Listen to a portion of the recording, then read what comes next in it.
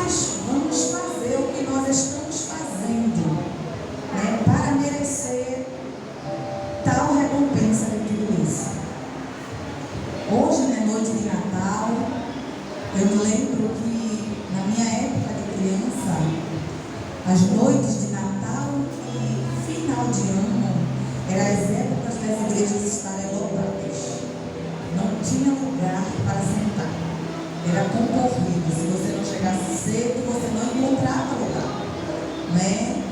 Era um momento em que as famílias da igreja tinham o prazer de convidar as famílias de fora para estarem na igreja, né? E mudando-se os tempos, alongando-se as datas, e a história tem mudado, né? As famílias de fora retiradas de dentro da igreja, infelizmente. Mas todo mundo abriu sua Bíblia no livro de Mateus capítulo 1, versículo 18. Eu gostaria que você acompanhasse essa história, porque você vai ver a mesma história em livros diferentes, sendo contada de uma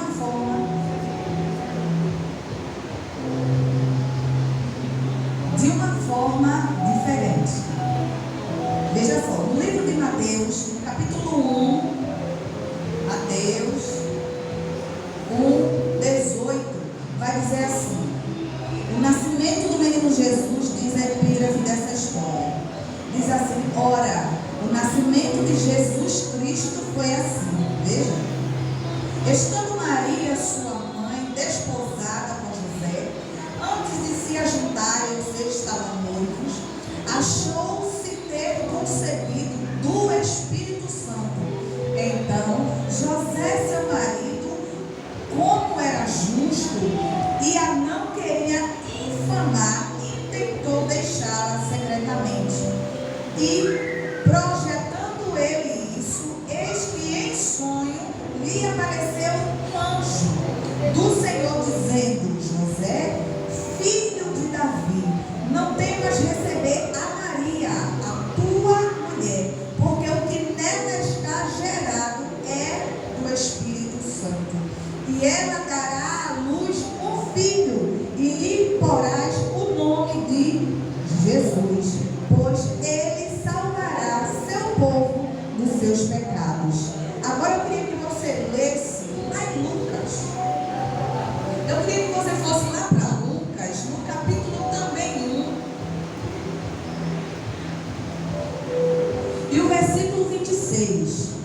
Logo após, um livro depois, né, 2 livros depois.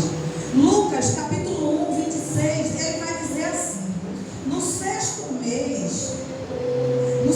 mês foi o anjo Gabriel enviado por Deus a uma cidade da Galileia chamada Nazaré, a uma virgem desposada com um varão cujo nome era José, da casa de Davi, e o nome da virgem era Maria.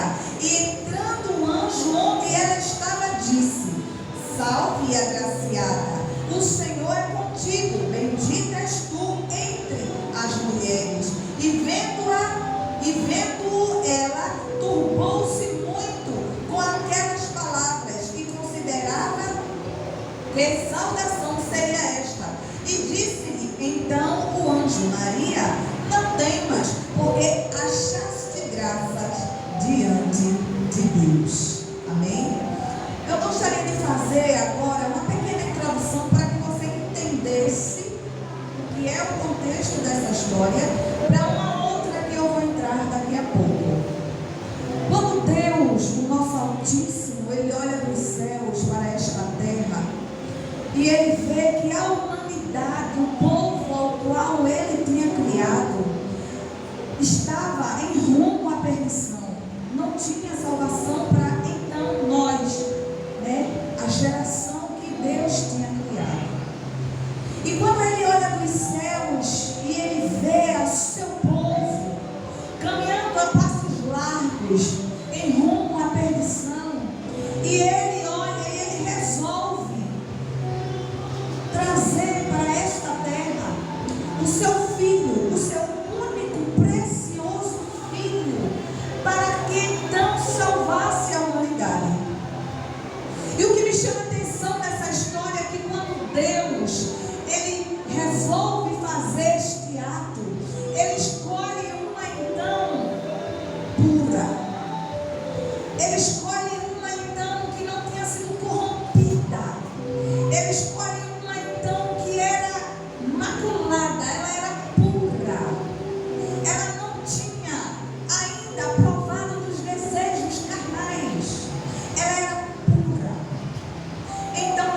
Deus, como a gente acabou de ler, ele, quando o anjo Gabriel apresenta-se a ela, ele diz: Deus achou graça em você, diante das mulheres, ou seja, diante de tantas que ali tinham também pura, mas esta achou graça diante de Deus. Deus agraciou-se da vida daquela mulher, Maria. Então, falado aqui no texto. E no momento em que o anjo apresenta-se a ela, em Mateus não fala, mas aqui em Lucas vai falar, que quando o anjo termina de falar, ela diz para ele: então cumpra-se em mim a tua vontade. Por isso que Deus achou graça em Maria, porque ela tinha um coração voltado para Deus. Ela era obediente a Deus. Então, o Senhor, lá dos céus, ele olha e contempla aquela mulher e ele diz: aquela será digna de carregar no ventre aquele que será o Salvador da humanidade. Aquela será digna de carregar dentro dela, de poder carregar no colo, de poder criar, de poder ensinar aquele que será o Salvador do mundo. Então, meu filho, não de José, por mais que Jesus, ele era descendente de Davi. Vocês já ouviram a gente contar várias vezes, descendente de Davi. Ele era puro descendência de Davi, porque José era descendente de Davi. Então Jesus, descendente de Davi, filho do Deus Altíssimo, gerado no ventre de uma virgem mulher, escolhida pelo próprio Deus. Só que antes dessa história aqui ser contada e escrita, lá atrás no livro de Isaías, no capítulo 53, o profeta Isaías, ele vai profetizar o seguinte. Eu queria que você entendesse bem os 3 tempos: nascimento de Jesus, sofrimento de Jesus, vida eterna. Eu queria que vocês prestassem atenção e assimilassem bem esses 3 tempos. Lá atrás, no livro de Isaías, o profeta Isaías, ele vai profetizar o seguinte: no capítulo 3 diz assim: quem deu crédito à nossa pregação e a quem se manifestou o braço do Senhor, porque foi subido como renovo perante ele e como raiz de uma terra seca. Não tinha parecer nem formosura, e olhando nós para ele, nenhuma beleza víamos para que o desejássemos. Alguém deseja uma raiz numa terra seca? Não tem beleza, não tem cor, não tem. Assim era o nosso texto. Veja: era desprezado e o mais indigno entre os homens, homem de dores, experimentado nos trabalhos, e como um de quem os homens escondiam o rosto. Era desprezado e não fizemos dele caso algum. Versículo 4: verdadeiramente ele tomou sobre si as nossas enfermidades, as nossas dores, levou sobre si, e nós o reputamos por aflito, ferido de Deus e oprimido. Mas ele foi ferido pelas nossas transgressões e moído pelas nossas iniquidades. O castigo que nos traz a paz estava sobre ele, e pelas suas pisaduras fomos sarados. Todos nós andamos desgarrados como ovelhas, cada um se desviava pelo seu caminho, mas o Senhor fez cair sobre ele a iniquidade de nós todos. Ele foi oprimido, mas não abriu a boca. Como um cordeiro foi levado ao matadouro, e como uma ovelha muda perante os seus tosquiadores, ele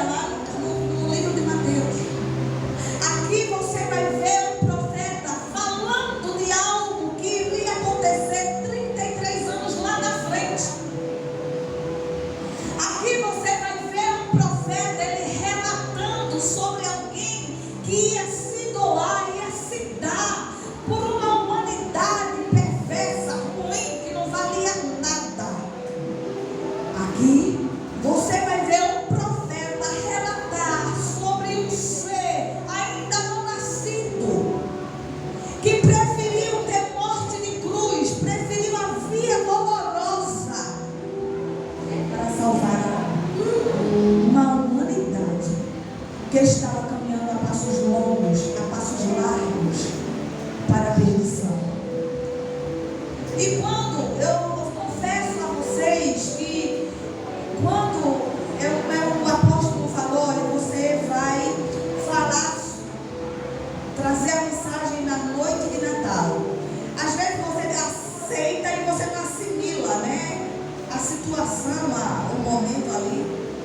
E quando eu sentei, que eu assimilei, eu disse agora a mensagem.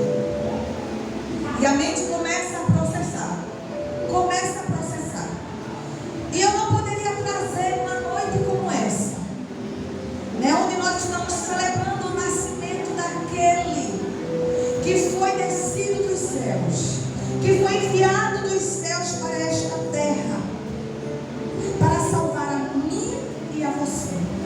Se a gente for ver toda a história do decorrer do nascimento de Jesus, ele não teve prazeres no seu nascer, ele não teve um hospital bom, ele não teve um lençol fofinho para que ele se envolvesse depois que ele nascesse. Ele não teve um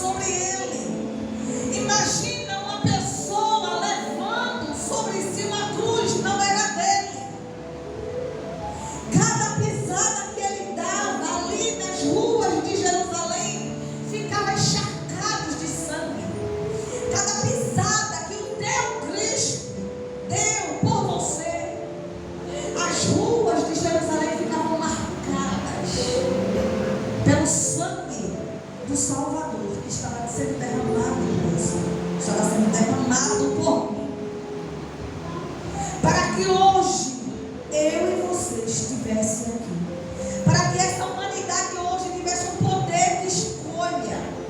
Ainda tem mais essa.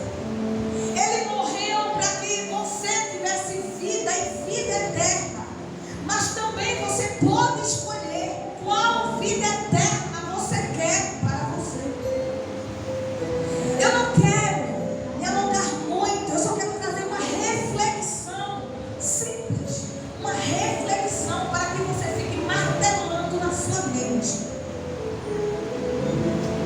Ele desceu, Deus entregou o seu único dentro de um ventre de uma mulher pura, virgem, para que ele nascesse, para que ele viesse salvar uma humanidade que ele sabia que hoje ia virar as costas para ele. Agora eu fico imaginando lá, no momento em que Jesus está ali naquela via dolorosa, sabe? Todos ali rodeados, todos ali contemplando aquela cena, e Deus lá nos céus querendo fulminar aquele povo. E eu acredito que naquele momento abre sua janela assim, e quando Jesus olha, ele vê você. Já parou para pensar que ele vê você? Ele vê a mim, que precisava da salvação hoje. E ele dizia: não, pai, vai valer a pena, vai valer a pena. E aquela janela se fecha e Jesus segue naquela via dolorosa rumo ao Gólgota.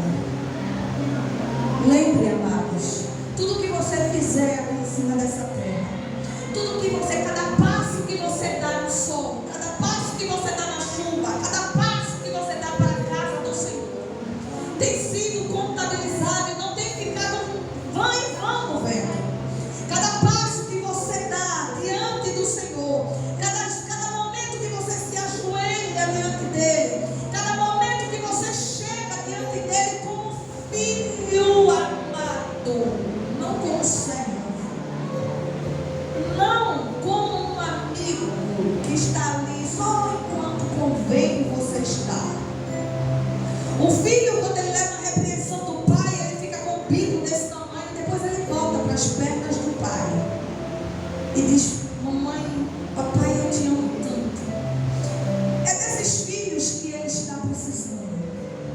E foi por isso que ele sofreu tanto por mim e por você, para que hoje você tivesse esse poder de escolha.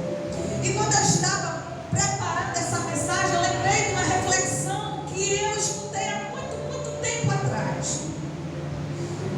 Eu não lembro se eu vi na TV ou se eu vi no celular, só que esta reflexão marcou a minha vida, porque até então eu pensava como muitos pensam. Aqui atrás,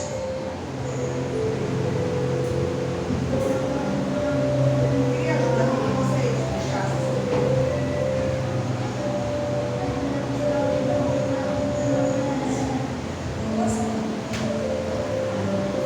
Aqui atrás está um carro. Queria que vocês prestassem bem atenção, abrissem bem os olhos. Aqui está um carro, né? Carro de instrumento.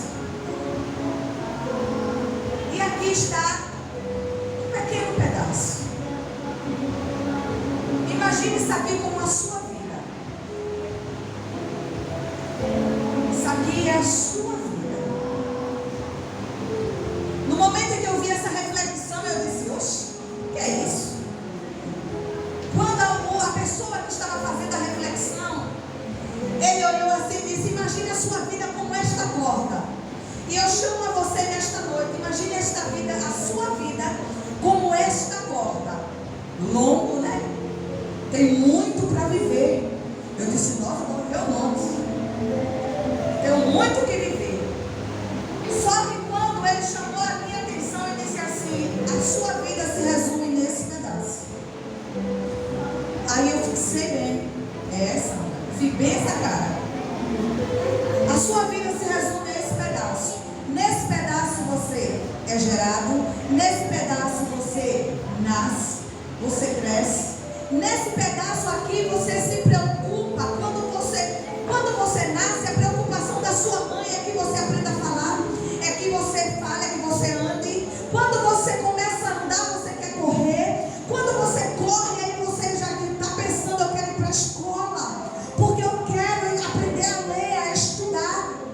Aí quando você está na escola, você passa de ano, aí você vai crescendo, os anos vão se passando, aí você diz assim, quando eu terminar os meus estudos, ensino médio, eu quero cursar uma faculdade.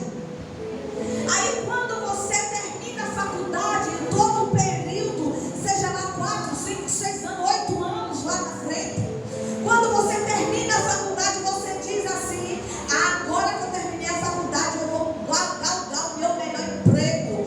Aí você começa a enviar currículos, fazer estágio, você começa a investir na sua vida. Esse pedacinho, viu? A gente consegue fazer tudo isso. Quando você termina a sua faculdade, tem o meu bom emprego, agora eu vou construir minha casa. Aí eu quero comprar um terreno 20 por 30. Quero fazer uma casa. Sabe por que eu trabalhei, eu me esforcei, eu conquistei. Então eu mereço, lógico. Nada contra. Quando você consegue sua casa, você comprou seu belo carro, e agora eu preciso de uma noiva, um noivo para me casar, é lógico. Eu vou viver numa casa dessa sozinho? Não posso. Então daí você começa a procurar uma noiva, um noivo para se casar. Você então se casa. Aí você diz, agora eu quero construir minha família, meus filhos belos, maravilhosos. E o Senhor te concede filho, esposo, tudo. Nesse pedacinho. E chega um certo tempo nas nossas vidas que esse pedacinho chega ao final. Você consegue ver tudo isso nesse pedacinho. Mas você se esqueceu que o resto da sua vida é longa. Você se esqueceu. E é para isso que eu quero chamar a tua atenção também nesta noite. Abram suas Bíblias. Se você deixou sua Bíblia aberta, no livro de Mateus ainda, no livro de Mateus, capítulo 16, versículo 25, ele vai dizer o seguinte, para que você venha entender do que eu estou falando hoje. Capítulo 16, versículo 25, eu vou ler rapidinho para você entender. Veja, porque aquele que quiser salvar a sua vida, aquele que quiser salvar a sua vida, perdê-la. E quem perder a sua vida por amor de mim, achá-la. Pois que aproveita o homem ganhar o mundo inteiro e perder a sua alma, o resto da sua vida. O que dará o homem em recompensa da sua alma? O resto da sua vida. Entendeu agora? Onde você quer passar a sua eternidade? Você viu que a sua vida é desse tamanho. Ali você nasce, você cresce, você reproduz, você imagina, você galga sucessos naquele pedacinho de vida. É o que nós vivemos aqui nessa terra. Não importa quantos anos a gente viva em cima dessa terra, mas assim como a palavra do Senhor está dizendo, aquele que quiser salvar a sua vida, perderá. Ou seja, aquele que aqui na terra, ele, de uma certa forma, ele perde a sua vida, ele se retém de alguns prazeres por amor a Cristo, este achará a sua vida eterna, este ganhará a sua vida eterna. Já diz também no livro de João, capítulo 12, versículo 25.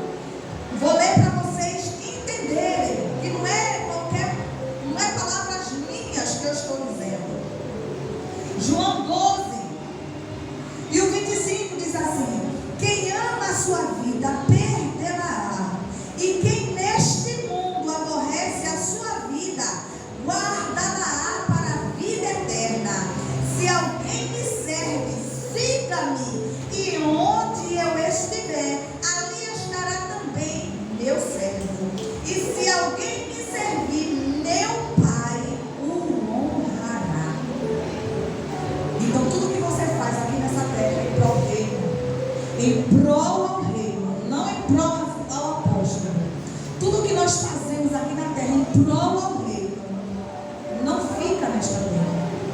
O Pai o honrará. Então, quando você dedica a sua vida em amor a Cristo, em amor ao Evangelho, você está galgando na sua vida eterna, que é longa como este cabo. Quando você decide aqui na terra, muitas vezes, se desprender de alguns prazeres, muitas vezes você passa horas de jejum, dias de jejum, na presença do Senhor, você está anulando a sua vida, se tirando alguns prazeres daqui da terra, para estar mais próximo de Cristo. Então você está alimentando a sua alma, porque ela é que vai galgar o caminho eterno daqui para frente. Porque a sua vida é desse tamanho aqui. As nossas vidas é desse tamanho aqui.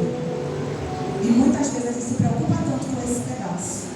A gente se prende tanto a esse pedaço. E o resto dela a gente se esquece. E a reflexão de hoje à noite é esta: aonde tu queres passar a vida eterna?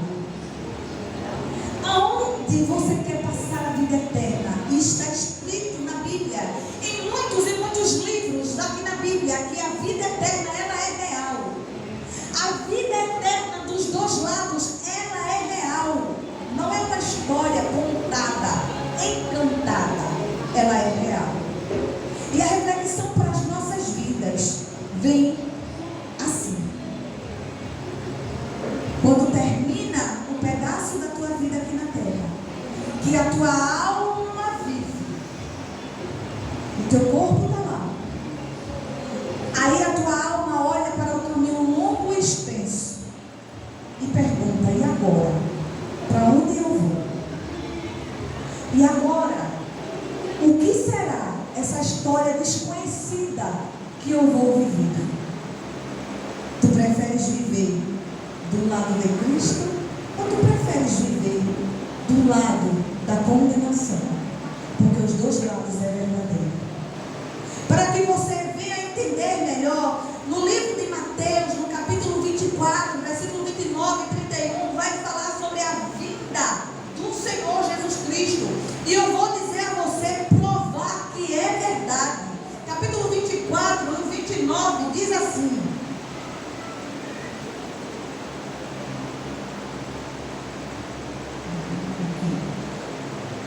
e logo depois da aflição daqueles dias, o sol se escurecerá, e a lua não dará mais a sua luz, e as estrelas cairão nos céus, e as potências que sustentam esses céus serão abaladas. Então aparecerá no céu o sinal do Filho do Homem, e todas as tribos da terra se lamentarão e verão o Filho do Homem vindo sobre as nuvens do céu com poder e grande glória. Isto eu creio. E muitas vezes eu olho para os céus e fico ansiosa por esse dia, porque esta terra, ela está corrompida demais. Ela já fede, não serve mais para nós vivermos aqui. E infelizmente vemos muita gente se preocupando com este pedaço de vida e se esquecendo de todo o longo que está pela frente. Alguns ditados do mundo dizem assim: depois que morrer acaba. Esquece você que depois que a sua vida na terra ela encerra, ela começa lá do outro lado. Depois que você fecha os olhos aqui na terra, a sua alma dá um passo do outro lado e você começa a viver novamente. É um lugar onde você não poderá morrer. É um lugar onde você não poderá dormir. É um lugar onde você não poderá ter sossego. Vai depender de qual caminho você escolhe aqui na terra para seguir. Quando Jesus morreu, ressuscitou, foi assunto aos céus, ele deixou aquele que seria um consolador para as nossas vidas e deixou também para o homem um livre-arbítrio. Lá no início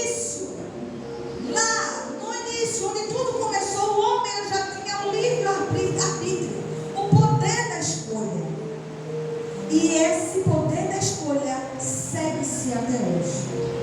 E eu pergunto a você: onde tu queres passar a eternidade? Tu tens te preocupado com o resto da corda?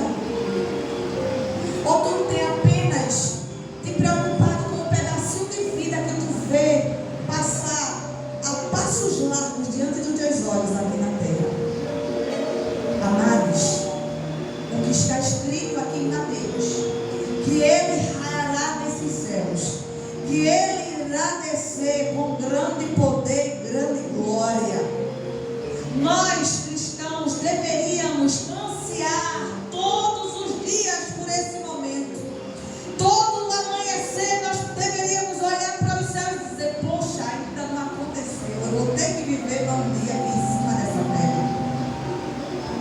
E aqui no livro de Mateus ele continua dizendo assim, veja, no versículo 31 ele diz assim: Ele enviará os seus anjos com rijo, clamor de trombeta, os quais ajuntarão os seus escolhidos desde os quatro ventos, de a outra extremidade dos céus. E todos nós irá de nos apresentar diante dele naquele dia. Aí você pode estar dizendo: nossa, ela fez uma mistura. Eu queria que você entendesse o nascimento. Deus, Ele entregou o seu único para morrer em morte de cruz por você. E quando Ele fez isso, Ele não escolheu qualquer uma. Ele escolheu aquela que aos seus olhos então era perfeita, pura, diante dele. Quando esta mulher ela tem este filho e ele começa a sua trajetória lá na frente, esse filho ele será imolado por mim e por você. Eu fui lá para Isaías para mostrar a você que antes dele nascer a sua história já estava escrita, mas a partir do seu nascimento a sua história segue. Quando ele nasce, aí ele começa a galgar a sua história lá na frente. Quando Isaías começa a dizer, quem deu ouvido, quem deu crédito, você vai ver que quando Jesus pregava, muitos não ouviam e nem davam crédito àquilo que ele falava. Mas ele continuou, porque ele estava vendo a mim e a você. Ele continuou. Será que ele não sabia o que o esperava? Sabia. Ele sabia tanto o que o esperava que quando Jesus chega nos finais da sua vida aqui na terra, que ele vai para o jardim do Getsemane orar, e é que ele diz aos seus discípulos: fica aqui que eu vou mais adiante. A história, a Bíblia conta que quando Jesus entra no jardim do Getsemane, e ele se dobra e ele começa a orar ao Pai, ele sente as dores da via dolorosa. E a história vai dizer que o seu suor ele se transformou em gotas de sangue. E naquele momento o Pai olha para ele, querendo tirá-lo dali, mas ele abre uma janela assim, ó, e ele vê você. Ele vê a mim, que muitas vezes tem trocado por coisas banais. Muitas vezes tem dito: eu não vou. Tem dito: não quero. Que muitas vezes tem rejeitado em palavras, em ações, em gestos. E tudo que ele quer de nós é uma adoração sincera, um coração quebrantado. É só o que ele quer de você. Ele não quer a tua casa, foi você que conquistou, o mérito é seu. Ele não quer a tua roupa de grife, foi você que trabalhou, o mérito é seu. Mas ele quer de você o seu coração voltado para ele. Ele quer de você a tua sincera adoração. Ele quer de você a sua sincera gratidão. Ele quer que você olhe para essa história e você possa, por um minuto, tentar sentir na pele o que ele passou por mim e por você. É só isso. Porque está escrito, ele morreu como cordeiro. Como um cordeiro que é levado ao matadouro. Um cordeiro caladinho. Ele não abriu a boca. Conta a história que quando aqueles soldados romanos, já tomados pela ira, a cada chicotada que ele dava no meu Cristo e no teu Cristo por você, cada vez que o chicote ele saía, pedaços de carnes voavam. Agora imagina que cada pedaço de carnes daqueles que voavam era meu nome e o seu que estava sendo escrito. Salvei Joyce Lane, salvei Michelle, salvei Luciana, salvei Sara. Valeu a pena cada pedaço daquele que ficou ali naquele chão. Mas ele sabia que muitos iriam dar as costas para ele. Mas mesmo assim, ele não abriu a boca. No momento em que ele estava ali, conta a história, os historiadores contam que um daqueles soldados generais disse: Nazareno, grita! Porque ele gritando ia amenizar as dores. E ele olha, ele suportou calado por você. Ele suportou sozinho por você. Não tinha ninguém com ele. Não tinha amigos. Não tinha ninguém. Ele suportou sozinho por você. No momento em que ele é levado lá ao Gólgota, caladinho, ele é colocado naquela cruz, pregado. A última gota de sangue que tinha no seu corpo escorreu ali naquele momento. Mas muitas vezes você não consegue entender. Muitas vezes você não se dá o trabalho de entender que todo o sacrifício que ele fez foi para que você vivesse. Porque ele sabia que eu e você não iria suportar um terço do quarto da metade do que ele passou. Então ele disse: eu vou, porque eu sei que eles não vão aguentar. Eles não vão suportar. E no momento em que ele é crucificado como cordeiro, mas a sua palavra diz: aquele que um dia morreu como cordeiro, este ele voltará como leão. Aleluia! Este ele voltará, assim como nós acabamos de ler. E quando ele raiar nessas nuvens, quando eu estava lendo, tem algumas passagens que diz que quando ele colocar os pés nessas nuvens, e você vê, na sua mão terá uma foice, sabe? Uma foice. Porque ele não virá mais como cordeiro, ele virá como leão. E como leão ele rugirá. E vocês já viram quando o leão da floresta, o rei lá da selva, ele ruge? Todos, por mais ferozes que sejam, todos se dobram, se chegam aos seus pés. E assim como a gente acabou de ler aqui em Mateus, quando ele colocar os seus pés nas nuvens lá, e ele dará ordem aos seus anjos: vai e clama aos quatro cantos da terra e ajunta todos diante dele. Aí é onde vai começar o resto da tua corrida. Se você ou eu não foi embora antes. Então a reflexão, amados, para nós nesta noite: eu queria ter o prazer de poder ser arrebatado. Aleluia! Eu não queria provar a morte. Eu queria ter o prazer de acordar de manhã ou de olhar os céus e poder contemplar esta cena. Mas também a sua palavra diz que aqueles que morrerão com Cristo ressuscitarão primeiro. Então tá bom. A sua palavra diz que aqueles que morrerão com Ele, convictos da sua salvação, estes